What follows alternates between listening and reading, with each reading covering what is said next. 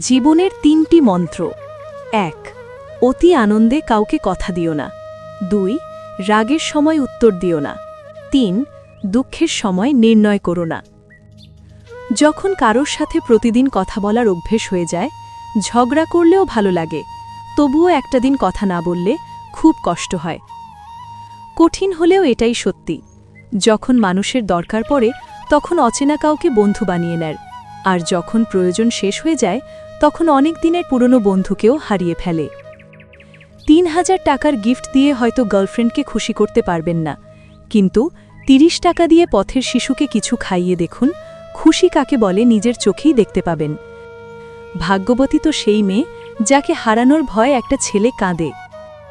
সত্যি কথা বলতে কি, রাগ সেই করে যার ভেতরে ভালোবাসা বেশি থাকে। আমি কখনো কাউকে মন থেকে সরিয়ে দিইনি।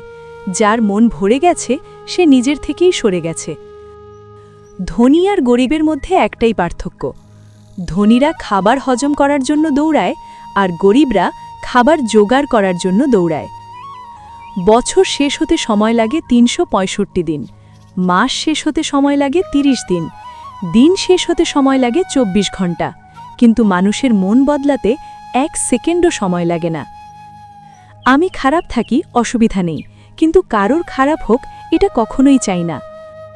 সময়ের সাথে সাথে যদি কোনো সম্পর্ক পাল্টে যায় তাহলে ভেবে নেবেন সেই সম্পর্কে ভালোবাসা ছিল না, প্রয়োজন ছিল। একটা কথা মনে রেখো, একদিন আমি এমনভাবে হারিয়ে যাব তুমি সরি বলারও সুযোগটা পাবে না।